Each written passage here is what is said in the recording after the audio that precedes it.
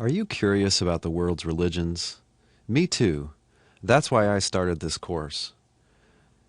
When I was an undergraduate in college, I always wished I could take a course which surveyed the biggest religions in the world.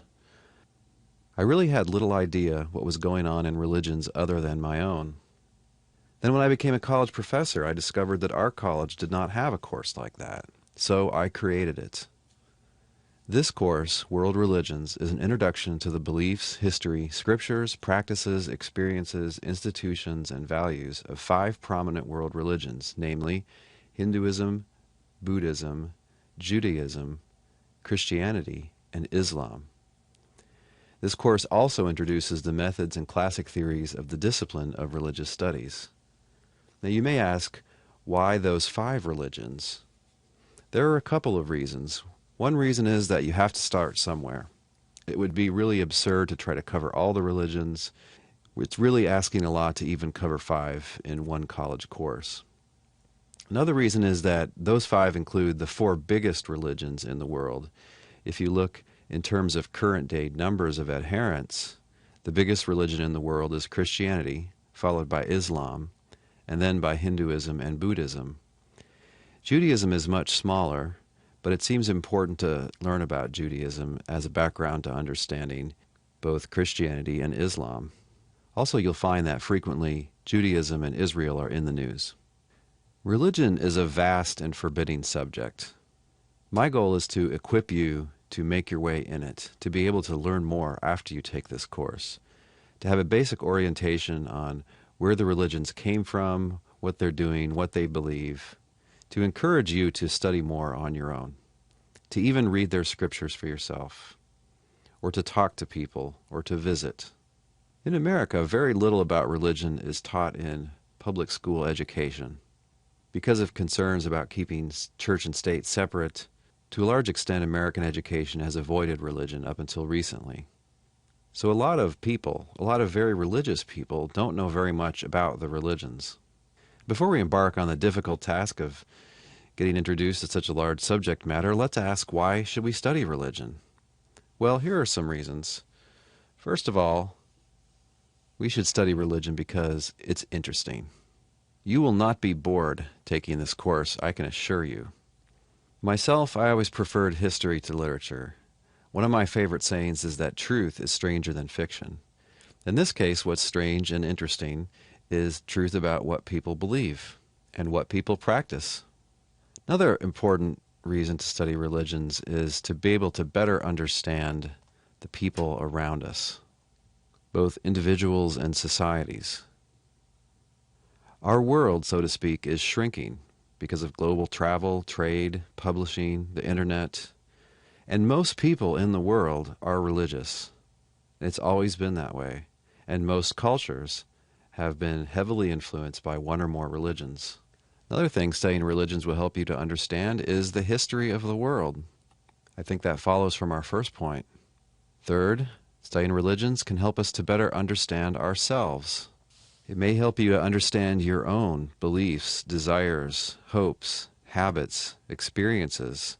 There's a kind of religious aspect to every human being. Even atheists have what some people would describe as religious desires, feelings, and experiences. So, for instance, the fire-breathing atheist Richard Dawkins, professor of biology at Oxford University, has publicly talked about having feelings of awe, almost feelings of worship in response to the universe, or the way a cell functions, or the way a biological organism is put together. So even if you're not in any sense religious, studying religions may help you to understand yourself. All the more so if you claim as your own one of the religious traditions.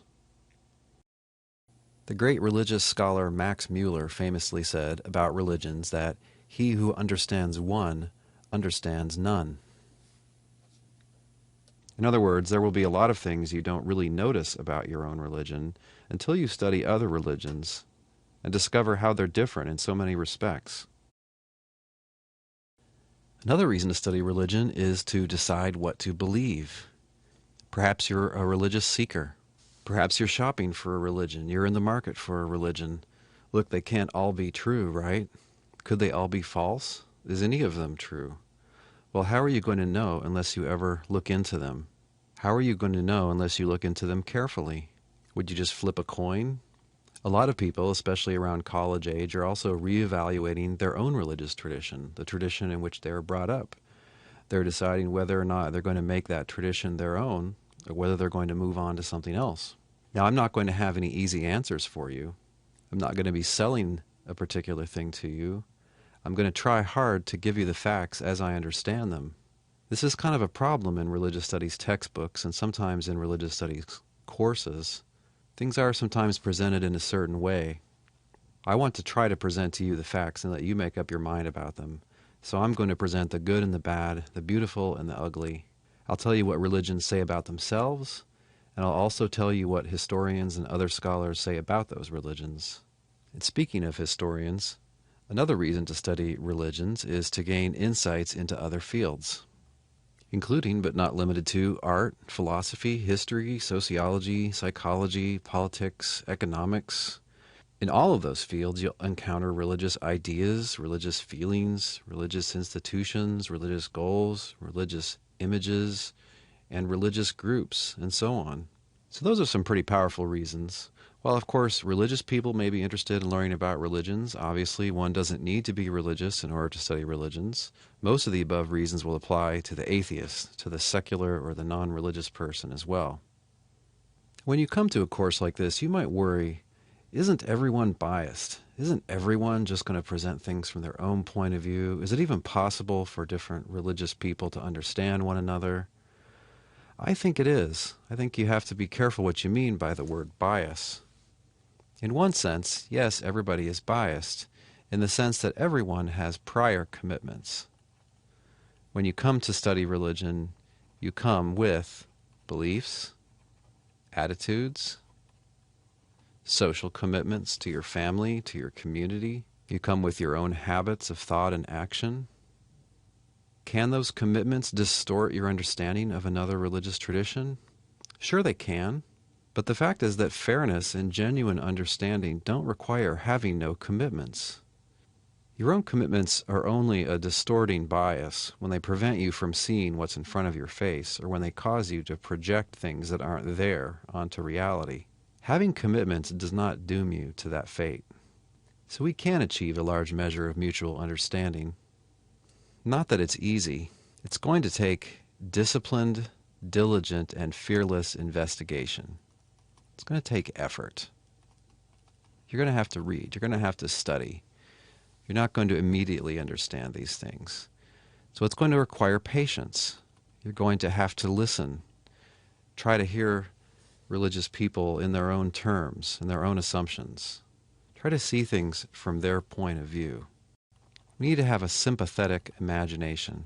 What is it like to see the world that way? What is it like to experience the world that way? We need to approach these things with charity. Charity means that you interpret things as reasonably as you can. If some belief, practice, ritual, etc. seems just senseless and crazy to you, well, it doesn't seem that way to the people involved, right? So you need to learn more. You need to understand why they think what they think, why they do what they do. If it seems crazy, you just don't understand the background of it yet. Not that you have to agree with it, not that you have to think these doctrines are true, or that these practices are good or useful. You don't have to agree with something to carefully and sympathetically understand it. And of course, as we go through this material, even though we're not going to hide unpleasant facts, we will approach religions with respect. We'll try to treat others as we would like ourselves to be treated. But now let's step back and ask, what is a religion anyway?